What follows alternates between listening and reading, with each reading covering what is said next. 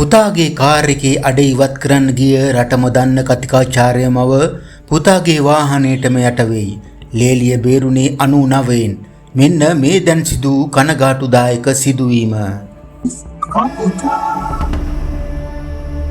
කොහුවල සුමනාරාම මාර්ගයේදී car රථයක් රියදුරට පණ ගැන්වීමට නොහැකිව නවතා තිබියදී කාර් රථය පණ ගැන්වීම සඳහා රියදුරගේ මව හා බිරිඳ ඉදිරිපස ටයරයට තබා තිබූ ගලක් ඉවත් කිරීමේදී රථය බෑවුම් සහිත ස්ථානයක නතර කර තිබූ හේයින් ඉදිරියට ගමන් කිරීමේ රියදුරගේ මව කාර් රථයේ ගැටී තිබෙනවා.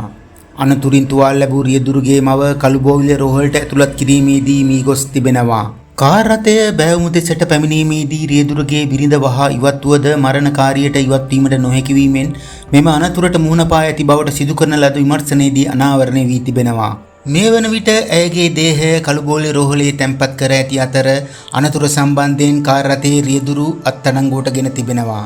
මෙසේ ඉතා අවාසනාවන්ත ආකාරයෙන් මිය ගොස් ඇත්තේ ලංකාවේ ඉතා ප්‍රසිද්ධ අවුරුදු 59ක් වෙති ජානකී ජයවර්ධන නම් ඉතිහාසය හා දේශපාලන විද්‍යා අධ්‍යයන අංශයේ ජ්‍යෙෂ්ඨ කතිකාචාර්යතුමියයි.